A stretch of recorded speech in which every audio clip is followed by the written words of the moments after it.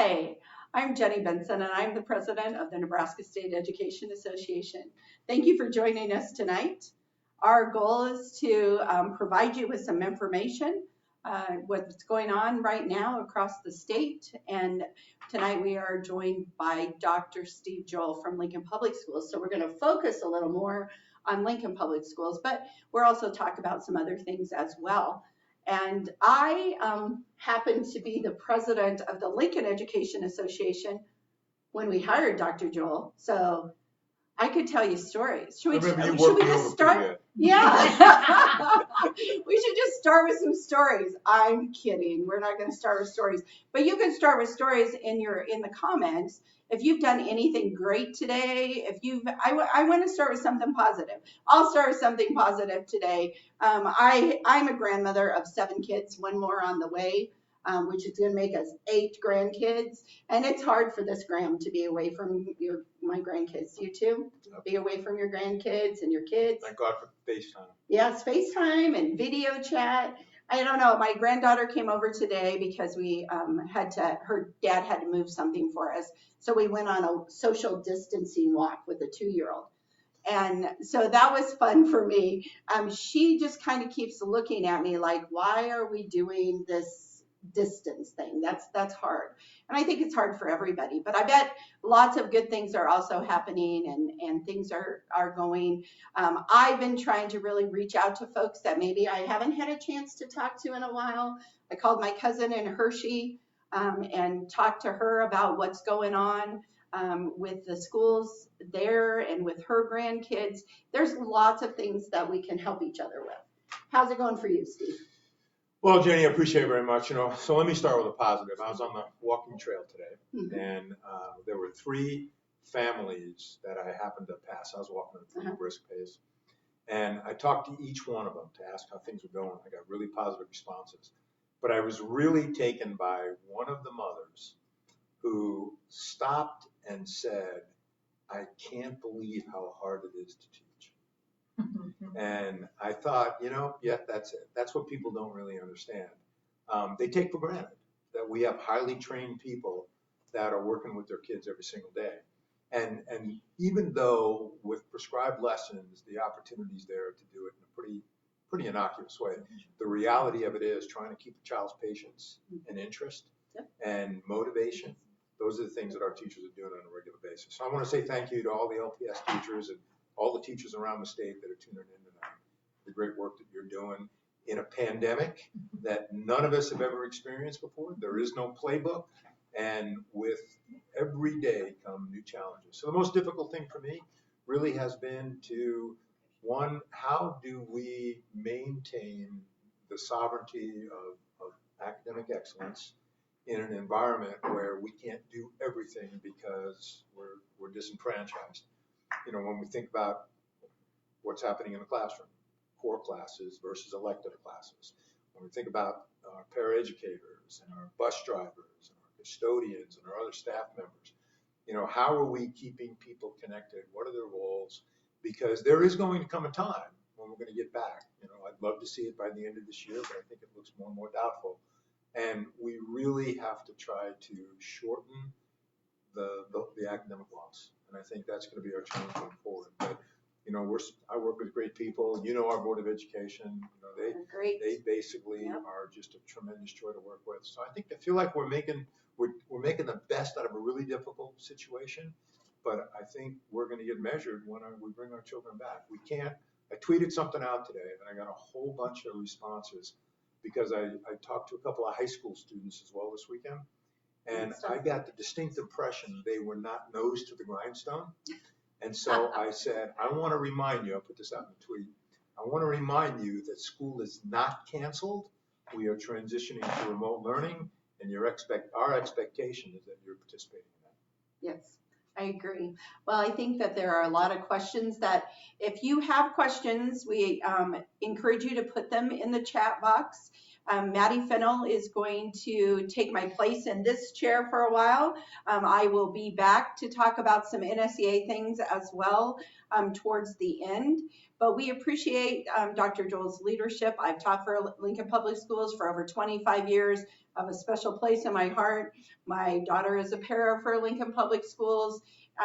This isn't something that we planned on. And I think that that's one thing Dr. Joel just said, there's not a playbook.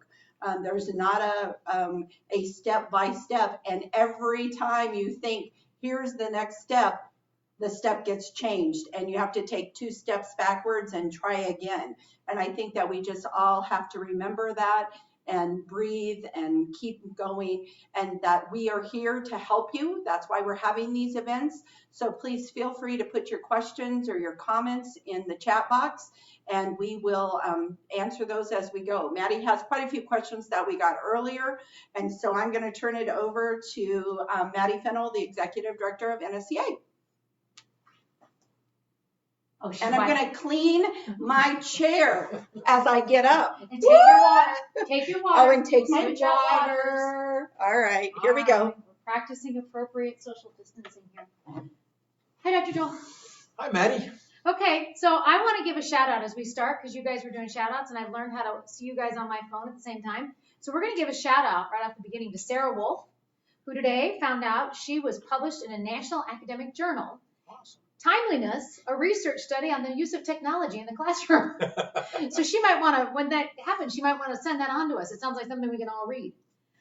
First of all, I want to thank you because I did pick up the phone and call you about 10 days ago and said, Dr. Joel, we have this opportunity with News Channel Nebraska to do these on-air lessons for kids, and we were hoping it would reach more kids. And you immediately responded, yes. It was easy. Yeah, you were on board. It wasn't even tell me more about it. It was yes, and then we'll figure the rest out. And you assigned staff to it, and we got it up and running, and it's moving along. But I just want to thank you so much for that attitude. Thank you. Yeah, it was really great. So for those of you who have not yet heard about Teacher TV, so we are, one of the problems that we're really noticing is that there is a digital divide that's happening. Now, it's something that we all knew in the classroom. We know that we've got schools that have laptops, schools that don't. We've got families that have access and families that don't. We know that we have some cable providers that are trying to provide more internet access.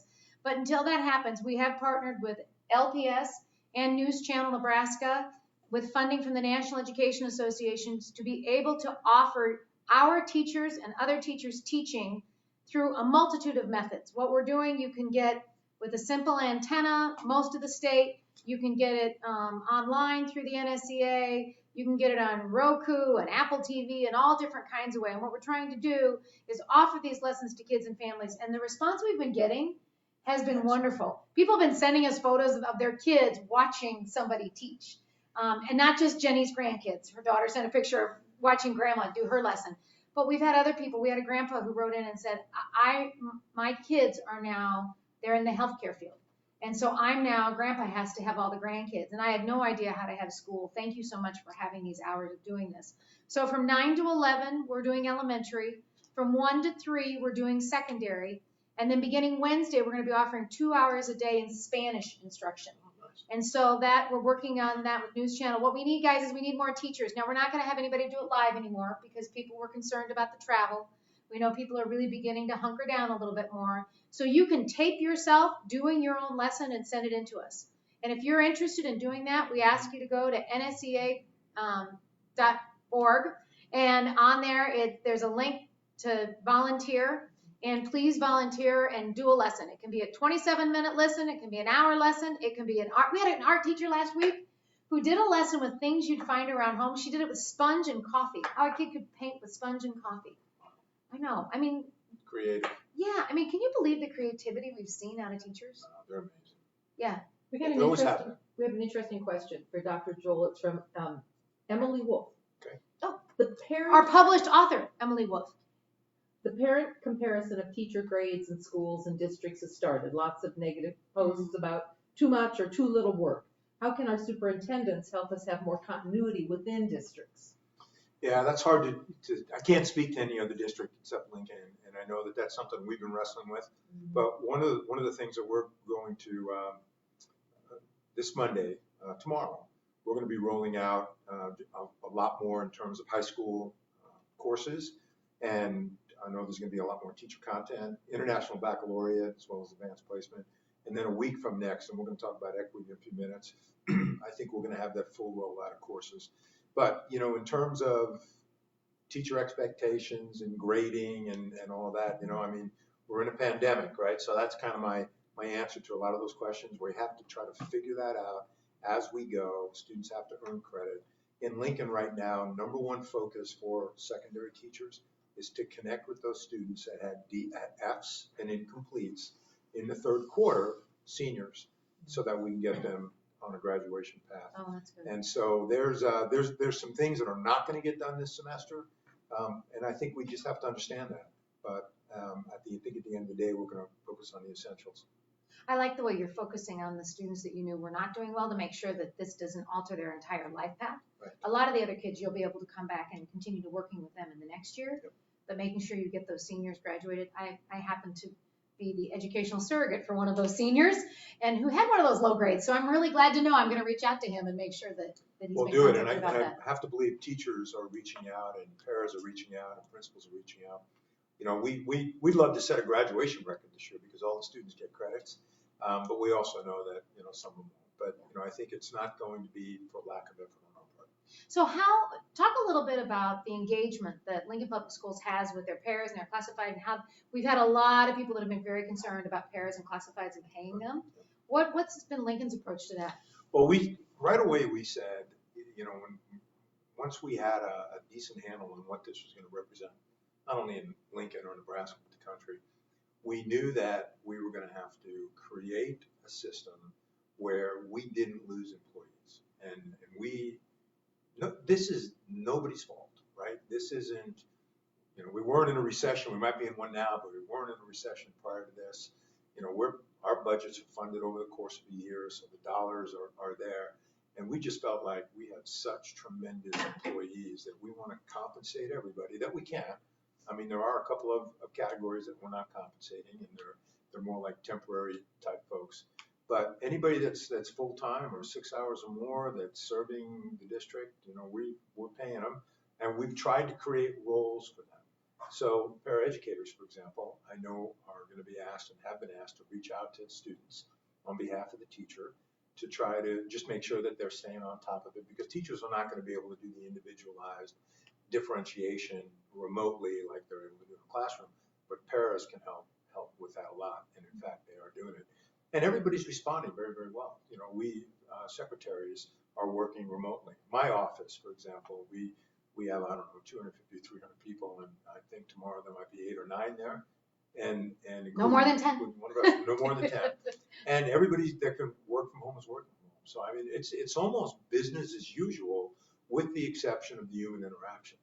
And what we've asked our public to do is to make appointments if they need to see somebody in LPSDO or one of the buildings, and we'll accommodate that. Because we're seeing, you know, there's still enrollment, there's still all those kinds of things that we have to take care of. But everybody has a job to do, and I'll be the first to say that it's probably not the 8-hour intensity that they've been used to, but we're in a pandemic.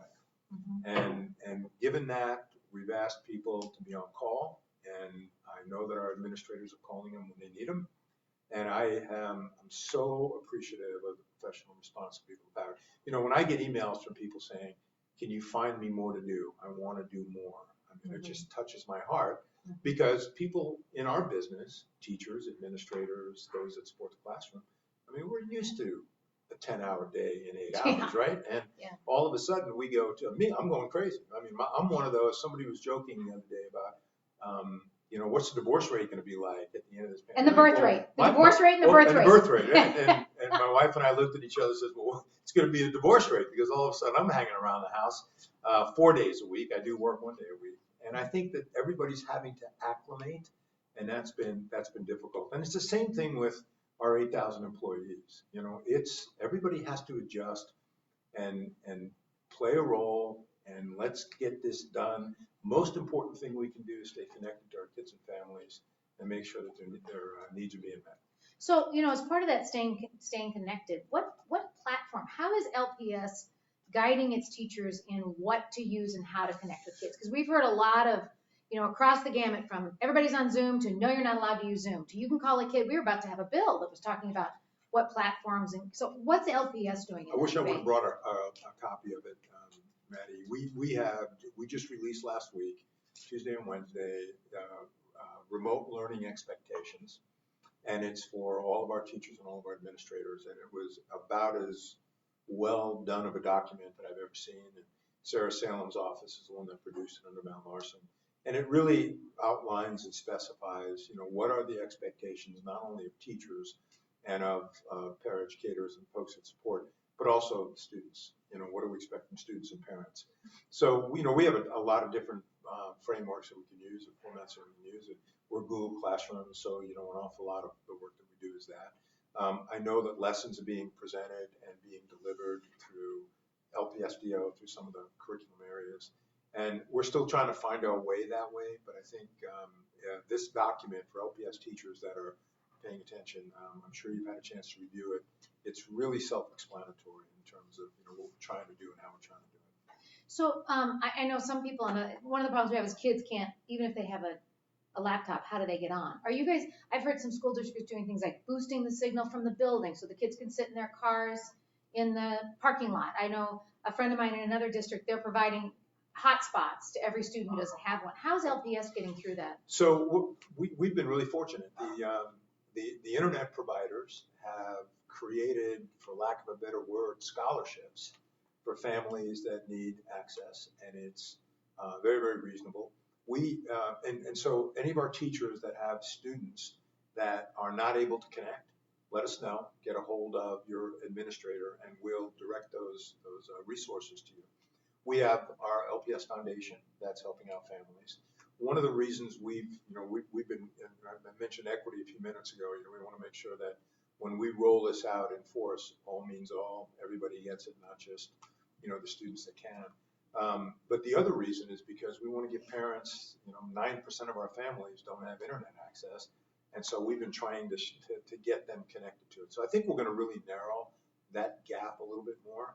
But certainly we may have to think about some building presence or strengthening signals. Kirk Langer in my office has indicated that, we have the ability to give some hotspots to families that need them. So teachers that are listening, and I would say, I think this applies to almost any district, get a hold of your administrators if you have a family in need, and we'll figure out where to get them connected. Rita Bennett just sent a note in and wanted to thank you. She said that the district, you shared these online expectations with Rita at LEA and invited LEA to add any suggestions in their thoughts about supporting and clarifying that for teachers. So she wanted to say thank you. Good.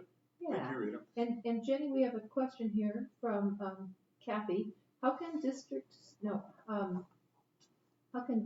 staff get support from NSEA to help with required daily reporting? We're supposed to be staying home, yet when it comes to not going to school every day. Okay, so we have talked a little bit about required daily reporting. Repeat the question. So the question was, what are we talking about when it comes to required daily reporting? And we found that one of the things when school districts started asking for required daily reporting, really it was kind of twofold. One was around retirement, because there was some concern that people weren't going to make that 1,000 hours. And if we didn't meet the 1,000 hours, then those who were planning on retiring, it could have really screwed up your retirement. We've since gotten guidance from NPERS, which is on the NSEA.org website, which clearly lays out that since teachers are still getting paid, they're going to meet the 1,000-hour requirement, because you're all still working, right? You're being paid, you're working, you're going to meet the 1,000-hour requirement. Now, some other districts are also asking for some other reporting, and there could be a lot of different reasons for districts needing that reporting, that hourly requirement.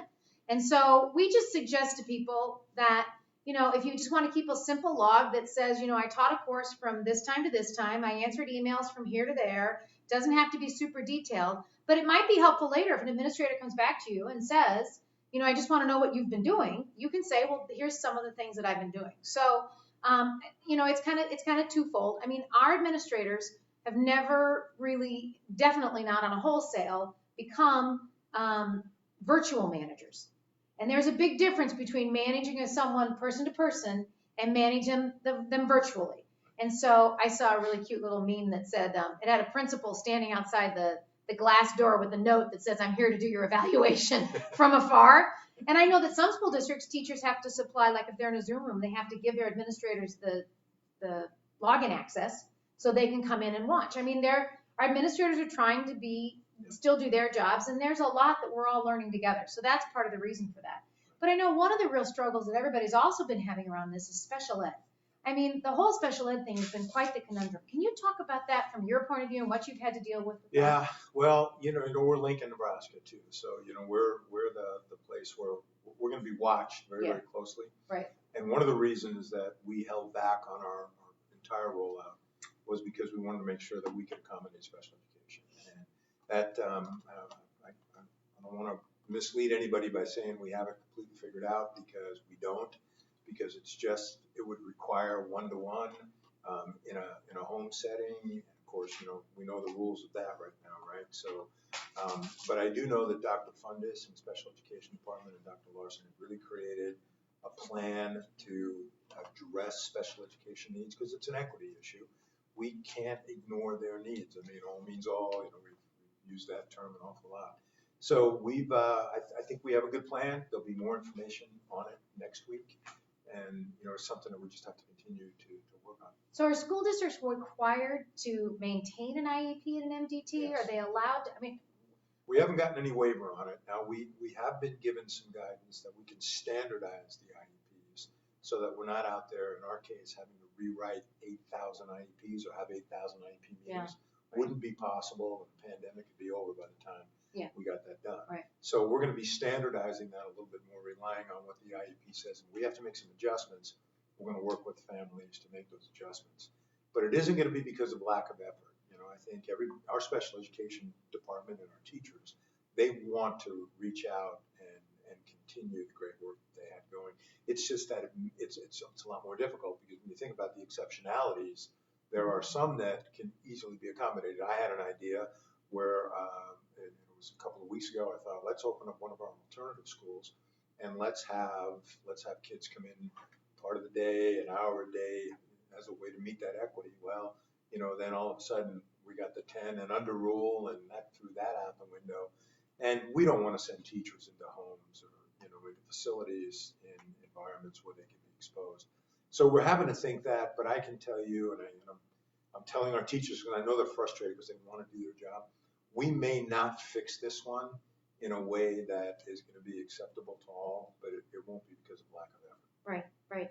So can you talk a little bit about, you mentioned buildings and non-use of buildings, and that's kind of across the gamut here.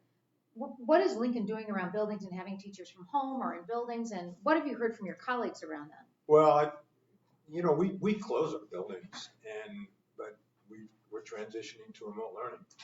And our buildings right now, we're partnering with the Lincoln Police Department and some other agencies where we're giving them a chance to spread out, because we're not using those buildings. We've told people not to be in buildings unless it's essential, that it's required. That doesn't mean that teachers and or administrators aren't going up there to do something, printing or whatever, which we're just saying be very, very careful. I mean, part of the reason we closed schools was because I was convinced that the only way we're going to have a fighting chance against this virus is if we can flatten that exponential exposure. And fortunately, we have Dr. Bob Rauner, who's on our Board of Education, who really understands public health, and he was just a tremendous asset to me. And so we don't want people in our schools. We don't want to congregate. We need to keep that 6-foot distance and really practice good sanitary habits. So, I would say this. I think there's a real. I wanted to go to work all week last week, and I just thought to myself, we can't. This is all part of it, right? If you go to the stores, keep your distance, wash your hands. We want our teachers to do that too. We're all susceptible. And, initially when the virus started, there was a lot of rumors out there. Well, if you're young, you're fine. And if you're healthy, you're fine. And now we're reading all these stories about 35-year-old people with no underlying medical issues that are in critical conditions. So I was, being in Lincoln, I was involved early on with the medical profession and public health, and every one of those meetings, new information was being presented, and it was really pretty clear that we better distance ourselves from each other.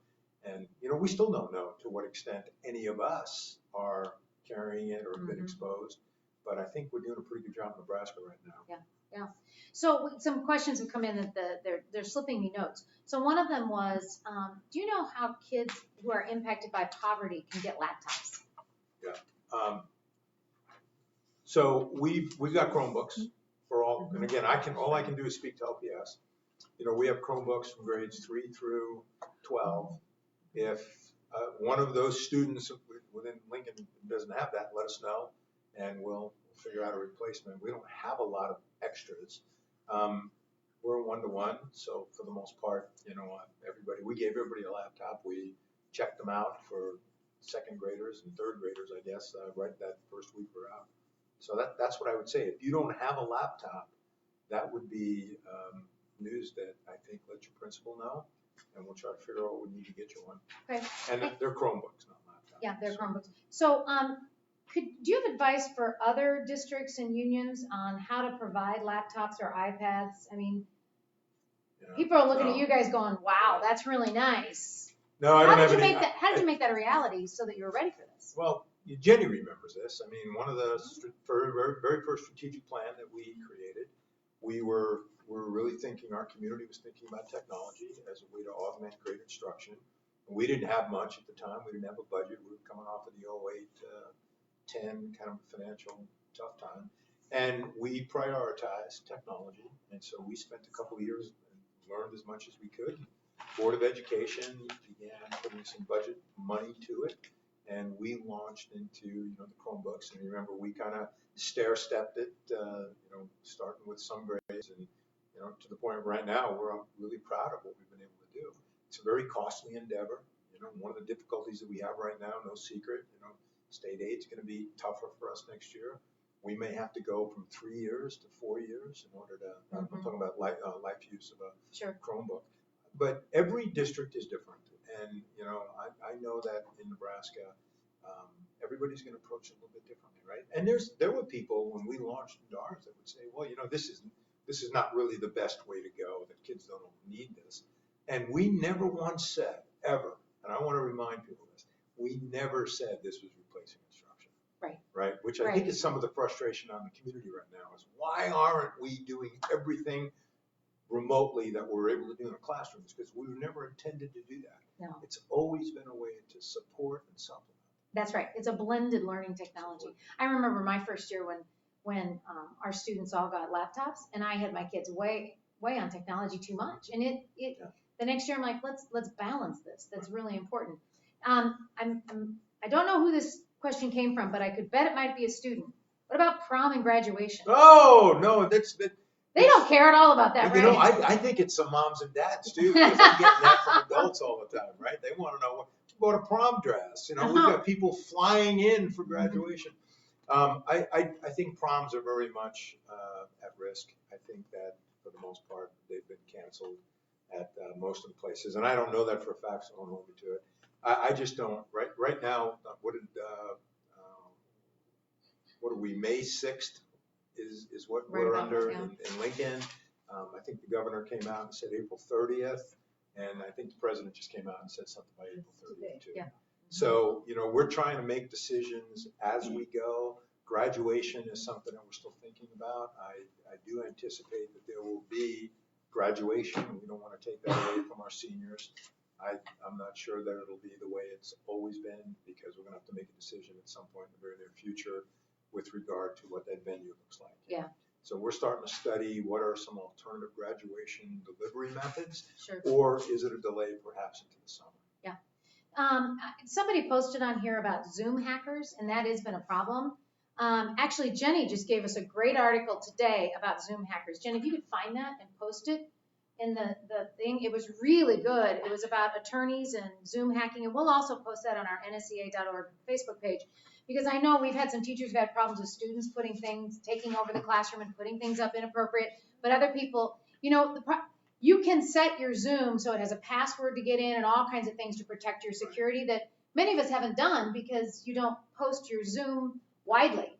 But now we're going to all have to learn how to do that. So there is a way to make your Zoom a little less hackable, and we'll get that information to you.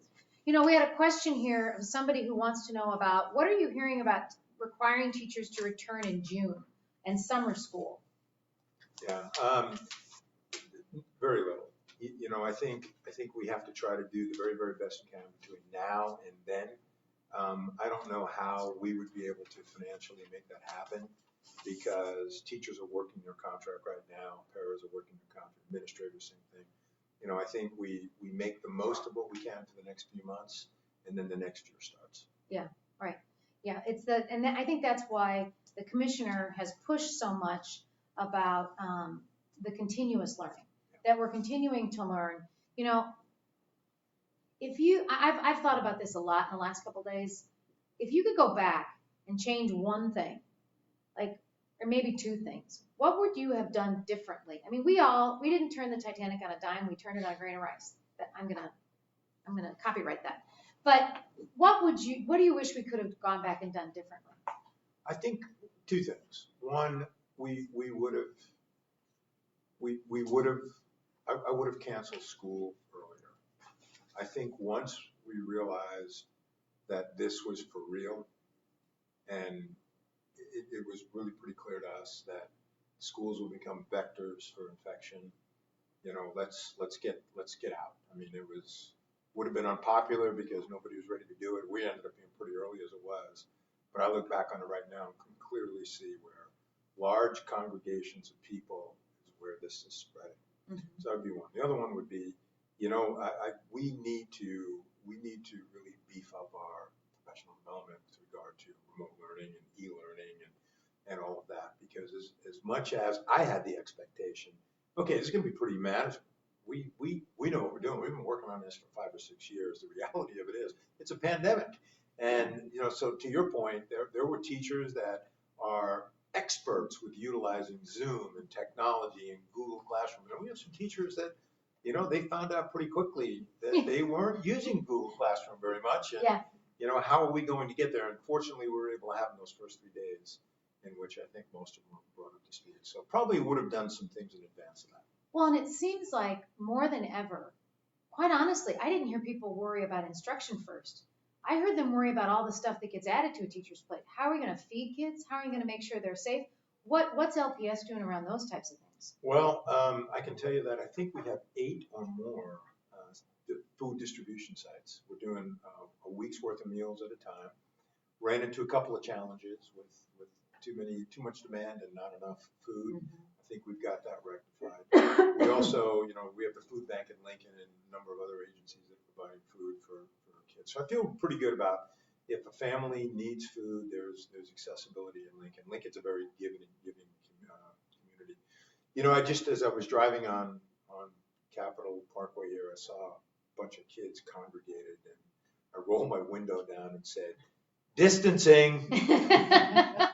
Fortunately, it was a green light and it kept going. It was over by Lincoln High. I do that all the time at the park. I ran into Craig Christensen at the grocery store today, and we were talking from a distance. We were talking about, he was really glad I was in this job now, and he's not. I feel bad, you know, the kids are just, they've got too much time on their hands, right? And, yeah. You know, they're, as we were when we were young, they feel invincible. And, you know, I think that, you know, parents just have to step it up and realize that you've got to know where your kids are right now.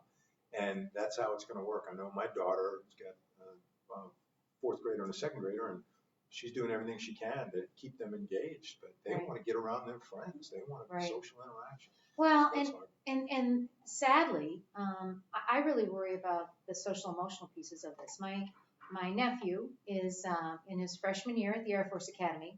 They sent them all home, but kept the seniors there.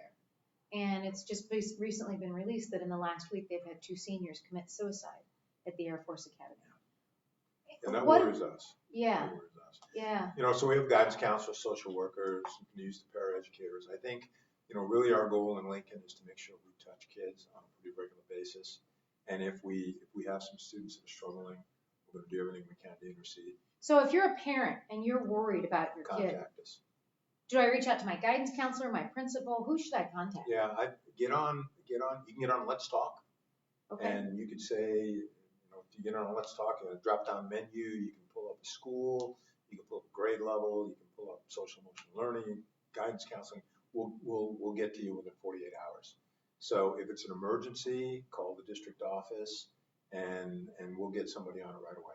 Good. One of the things that I have that I think we've been able to do in most of our schools, if there's an emergency call to a school, it's automatically being routed to an administrator's cell phone. So it isn't one of those things that even overnight we're not waiting. So I think if you're listening to this and you're worried about a student, let us help, and we'll certainly do everything we can. Good. Okay, so you said this in the beginning, but we have people who bop in and out of this. Yeah. Somebody want to know, how is LPS handling grades? Great. Yeah.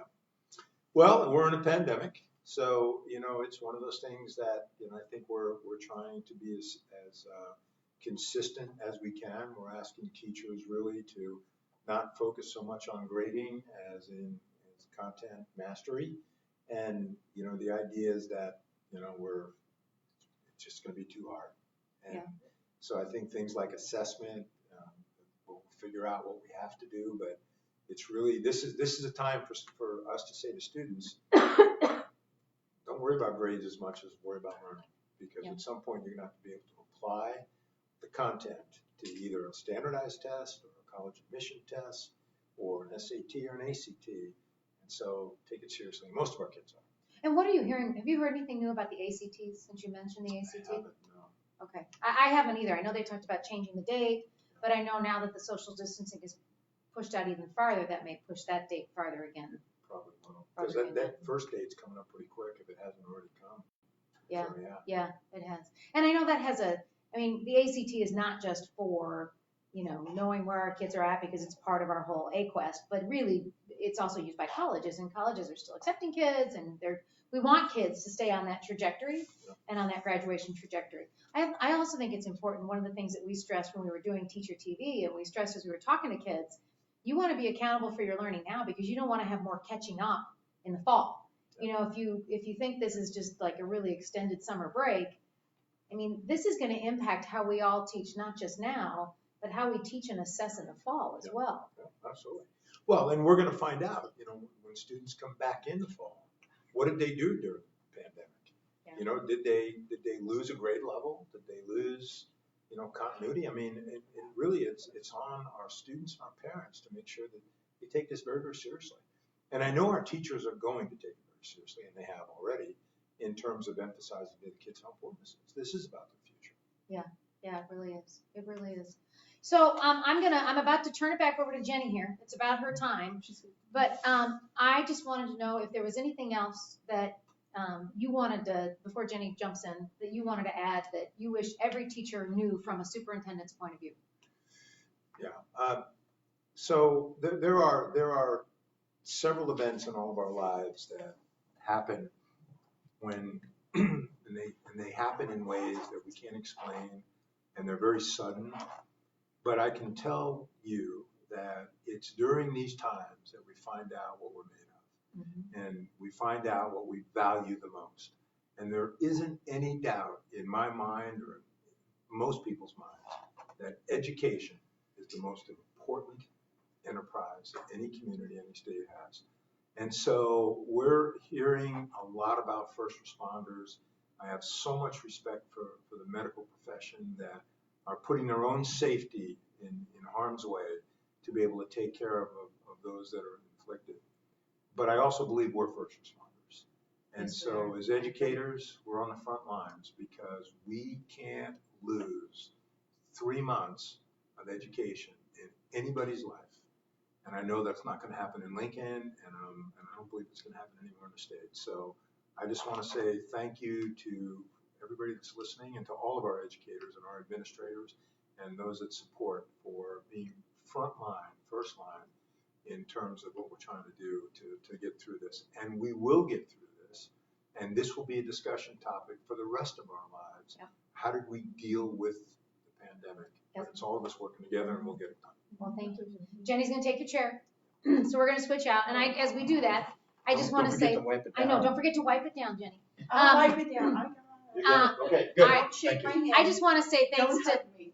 I want to say thanks to Dr. Joel. He's been just fantastic to work with. He's been great for the Lincoln Education Association to work with. He's been working very closely, bringing them in at the beginning, asking them to be a part of the dialogue, asking them, just being in collaboration. We know that, as Dr. Joel said, this really brings out the best in people, and we've really been seeing that. Sadly, I think from our perspective, we've also seen some people it's not brought out the best in them, and so, and we're dealing with those individual instances. But we thought it was important to bring on a superintendent and highlight the great work that's being done there by a superintendent who's willing to be collaborative and a problem solver. And that brings us to what you and I can talk about That's a right. little bit more. We can talk more about the things that we're doing across the state. If you look on our NSEA website, there's lots of questions and keeping up on the comments, but there are tons and tons of resources on our website that we've been working on.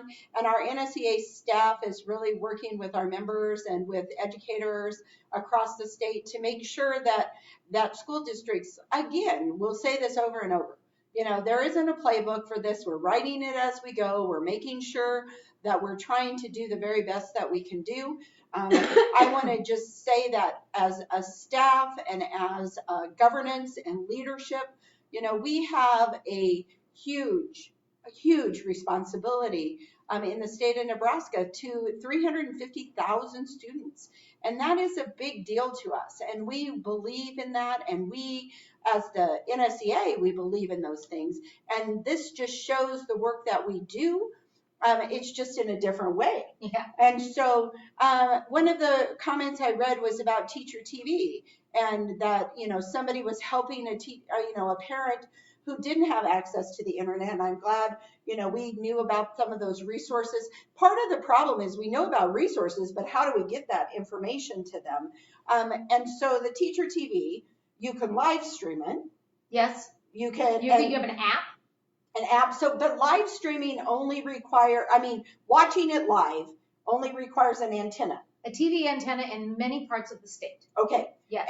And if you have online access through Nebraska News Channel, they have it divided by different parts of the state. Yep. I happen to know that because my daughter's boyfriend is a producer for them, and he travels all over the place. But they have been a great partner in this. And a lot of cable companies carry it too. Yeah, a lot of local area people carry it. But if you don't have internet, you could still watch it live. Yep. With an antenna. Yes, you can watch it live with an antenna. You can get an app on your phone and watch it if you happen to have a phone with internet access. And a lot of, I know that the commissioner is working. I know Cox Cable is doing things differently, and they're offering things differently. Time Warner's offering differently to families. So, and we've been, we should post some of those on our website also. We'll put that on our website with some of the things that the different cable companies are doing that we've heard about. I do want to make sure that people go to the NSEA.org website. There are some things up there that you should know about. All the information on teacher. If you just click right on the button, NSEA.org, it comes up. It says coronavirus info. Click on that. There's information on teacher TV, how to watch it live online, and archive lessons. And we're doing a better job of labeling the archive lessons. Guys, last week it was building the plane as you fly it. We had teachers who jumped in and who showed up. Jenni and I showed up to do lessons. It was fun. It was like the best part of our week. We're like, ooh, what are we going to teach you? I know. Well, and then it was, wait a minute, you have props? I have to get props. It was a lot of fun. But we had teachers who did that. And so it's gonna get better as we go. But we need one more of of you the to sign things up. too, Maddie, that folks need to understand is that we're really working with the legislature too on broadband access. This is not just a metro area issue. We have kids that don't have internet in larger cities and communities, but then we have a broadband issue across Nebraska. And we had several bills this year before the legislature regarding broadband. And this just emphasizes how important this is. And when you have a situation like that, it brings light to this, right? It brings us to say, you know what, this is an important thing because this is what we need to do. Now we're saying it's important because it's the right thing to do across the state.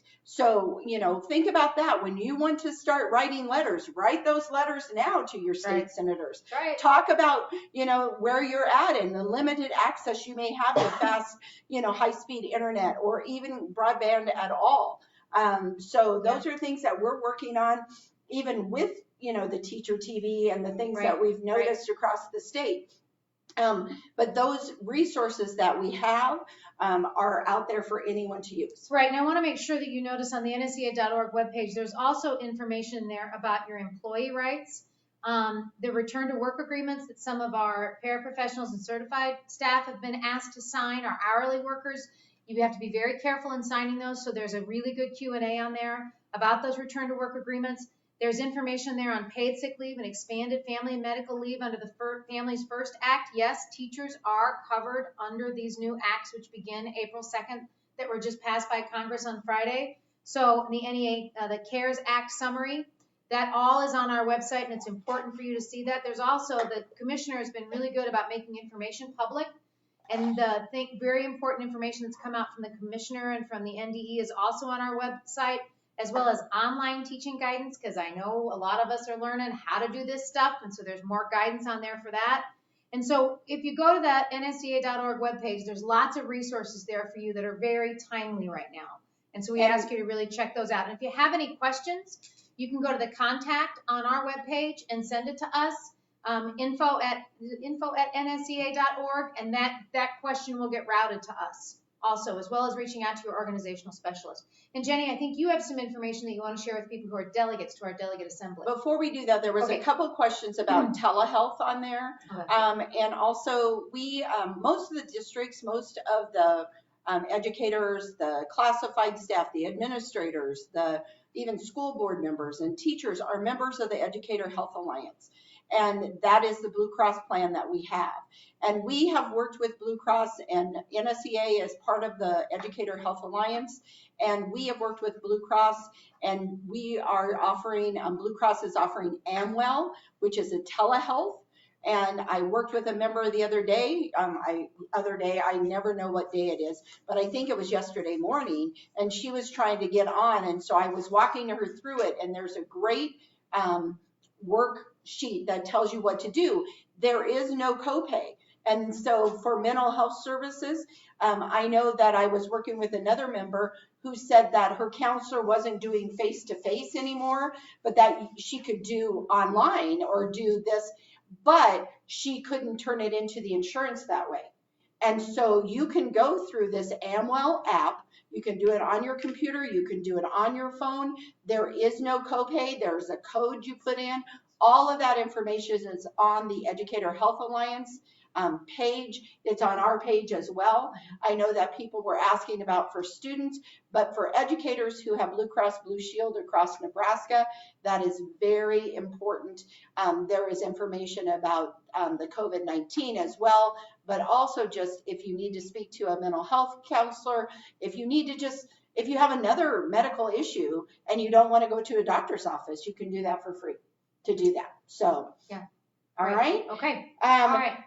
I wanted to just make a couple announcements since I have some members on right now as well. We have moved our delegate assembly to April 25th. It was the day we were having delegate assembly. We are now having that virtually. We are using a virtual format for that. And if you are a delegate or you are a local president, you've gotten lots of information about registering and doing those normal things we do for a delegate assembly.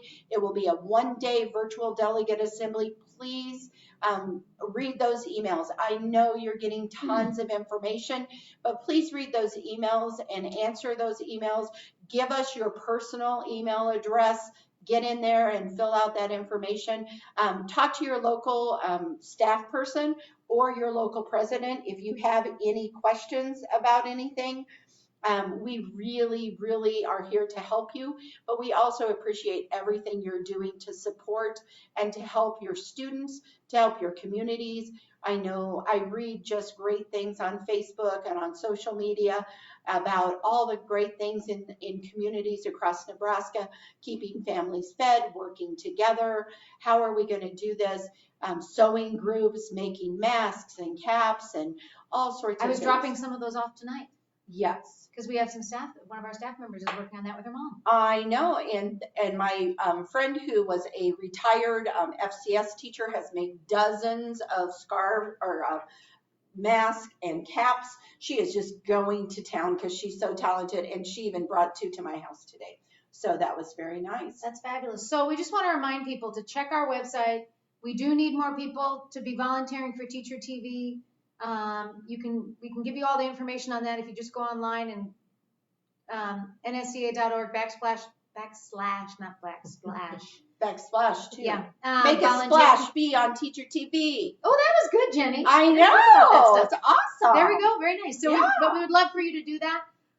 But also email us if you have any questions. Make sure you've updated your info. You should have gotten a letter in the U.S. mail about updating your info so we have your right home personal email. Folks, this is a really great time to remind you. Your school district email is FOIable. It can be requested. If you are sending email on your school district email, anybody in the public can ask for a copy of that. So you need to make sure you are keeping your personal stuff on your personal email, okay? Just a little caution there. And if you have problems with how to set up your personal email, we sent you a letter that told you how to do that. We'd be happy to give you more info. So Jenny, anything else? I'm looking at my notes. I'm looking at my notes. I think we got. Is there any questions, friends, before we sign off? Is there anything else on the Facebook page or comments? Hey, you know what? I see one here real quick. Kim Berger said, why are some teachers still reporting to their buildings? Okay, this is why, guys. Teachers are essential employees. That's why we are still getting paid. As essential employees, the governor has said, kids out of the building, it's up to the districts to decide if their teachers are going to be in buildings or if their teachers are going to be at home. All teachers are teaching across the state, so it's up to the superintendent and the school board to decide, are you going to be at the building and how often are you going to be at the building? Regardless, though, you are not to be in large groups. So if an administrator says, okay, I want people in a building and you're one teacher in a classroom, that's one thing. But if you're being brought a whole bunch of people into the cafeteria, now you're breaking the rule of 10, and now that's a no-no, because the governor's also said we can't be together in groups of more than 10. We have to maintain that social distancing. So it's a careful balance between the two that we have to maintain. I think the other thing you have a right to ask, and we've encouraged local presidents to do this, that if you are still reporting to a school building, there is state law that says every school district must have a school safety committee. And if you are reporting to a building, you have the right to go to your school safety committee and ask them what are their pandemic protocols and to share with them best protocols in keeping everybody safe, like the fact that people coming into your building should have to state their business. They should have to go through a screening. Do you have a cough? Do you have a temperature? Do you have this? Have you been out of the country? And then they're blocked, or even out of the state anymore. Then they're blocked from entering into your building. We've sent all this information to your local presidents, and you as teachers have the right to ask your superintendents, to ask your building administrators, how are you keeping us safe? We understand we as employees have to be here. We're going to keep our social distancing, but what are you doing to keep us safe when we're here? Because that's important. And school districts have a responsibility to do that, which is why many school districts have shut down, because they haven't felt that they'd be able to maintain that safety. Now, other districts may be smaller buildings. They think they can do that. The administrators and the school boards have chosen to do that. But it's important to go back to them and remind them that you also have the right for safety and to provide them with some of that. It's all been sent out to your local presidents. Jenny sent an email to all of them. Yes, all your local presidents have that. And I think that if you have, again, we're going to say this over and over, if you have any specific questions, please don't hesitate to reach out to us. Reach out to the staff. We are here. I say here. We're not usually here. This will be our last time that we are here at this building. We may be doing Facebook Live from our homes, or we're going to try some other virtual ways of doing that. But for our own safety as well, we are going to not be coming back to the office to do those things. However, we are working, just like Steve Joel said, we are learning, we are working. We are working and working for our members, for our students, for our communities across Nebraska, just like we always have been. I have a question from Taylor. Before you do the one from Taylor, I just Okay. want to comment on something Danny Weber said here. Danny, I really would strongly encourage you to reach out to your local president and your organizational specialist about your concern there, because Okay. they're asked to work from home 3 days a week so that they can save some of their other days. That's going to be a bit problematic, guys. When we talked about tracking your work time, that's why we're asking you to do that. The commissioner has said very clearly he is not counting days at this point. Right. He's waiving the days requirements. He's not worried. He didn't say So wait. He said, somebody- I'm not worried about the hours, right? Right. Steve Joel Or just summer said school. he or, doesn't see yes, how we're going to do that and making up bring time. people back because Yeah. they're working now. So Danny, reach out to your organizational specialist about that because that's a bit concerning about the impact that could have down the road. Kelsey, go ahead. This is related. Can our districts make us come back in June? Well, that's a very good question, whether or not your district can make you come back in June. It'd be very difficult. As Dr. Weber said, everybody's working now. Or sorry, Dr. Joel, not Dr. Weber. I don't know. Dr. Weber wasn't here. Dr. Weber wasn't But here. hi, That's Eric, right. if you're Hi, if you're watching. on, that's right. Dr. Joel has said teachers are working. Teachers across this state are still working. We're still teaching. We're still contacting kids. You know, they're giving out food. They're driving through their neighborhoods and waving. I mean, Yeah, teachers are delivering instruction. So if you are working now, unless your districts are going to bring people back, They're officially on contract. now. you are officially on contract. So unless your district, So, yeah. our organizational point of view is that unless your district plans on bringing Extending you a back, contract, and yeah, it would be very, very tenuous to do yes, that. I think we would end up having the Full Attorney Employment Act as they argued that out probably. I don't know. That's why, Danny, you need to, we'll write your name down and make Yeah. sure that we get some information Yeah. for you. Yeah. So, Yeah. but thank you all for joining us. And again, please check out our social media accounts, check out our NSEA.org. Make sure that you let us know. NSEA is here for the students in Nebraska, for our educators. We believe in you. We know that this is really tough. It is tough on everyone. But you know what? Everybody is unbelievably strong. And we believe that we will get through this. Nebraska is strong. Educators are strong. We are going to do this. But as you're doing this, there is a time for you to just take a breath, take care of yourself.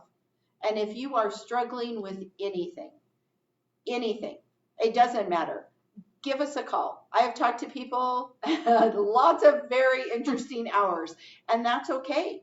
It's okay for you to reach out. It's okay for you to need some help. It's okay for me to need help and Maddie to need help. We have both had our share of Yeah, we've had those phone calls where I call and say, just listen before I blow. I'm going to That's right. vent here for a second. That's right. That's right. I've So gotta vent. we totally understand that, and we want you to take care of yourself because this too shall pass, and we want you healthy on the other end. So Right. thank you for joining us tonight, and we will be back, and we are here for you. Thank Be you. well, our friends.